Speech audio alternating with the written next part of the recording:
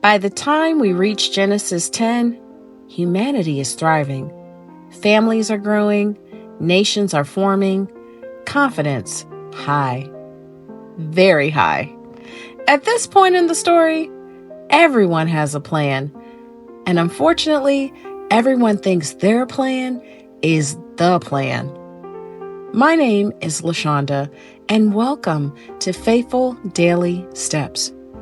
We're walking through the book of Genesis to see how God stays present as humanity spreads, organizes, and at times overestimates itself. After the flood, God gives humanity space to rebuild. What happens next tells us a lot about ambition, unity, and limits.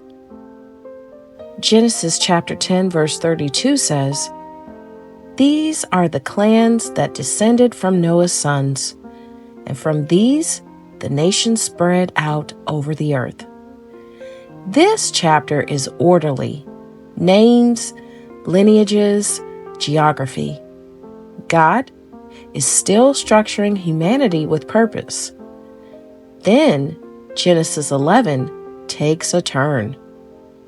Genesis chapter 11, verse 4 says, "Come, let us build a great city for ourselves. This will make us famous." Now pause right there. Notice what's missing.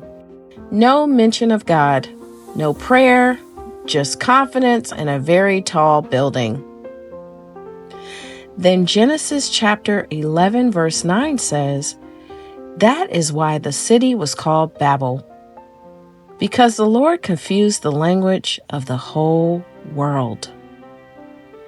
God doesn't destroy the people, He disrupts the plan. The story of Babel teaches us three things.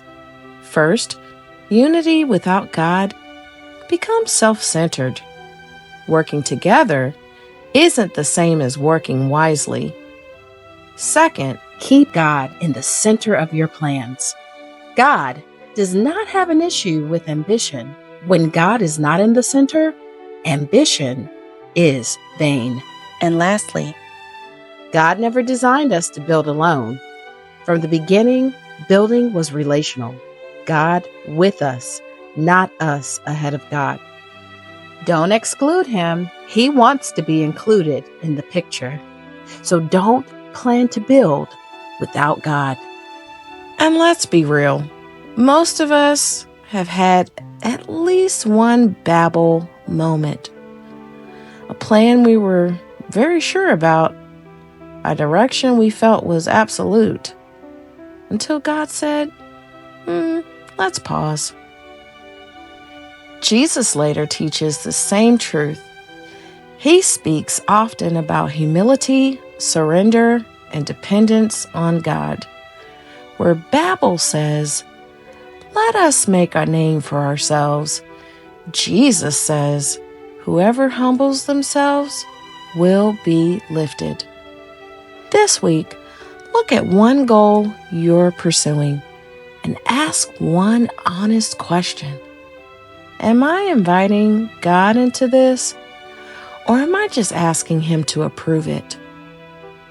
God, align my plans with your purpose. Next episode, we'll meet Abraham, where God shifts from nations as a whole to one man, one call, one purpose. God doesn't cancel humanity's future at Babel. He redirects it.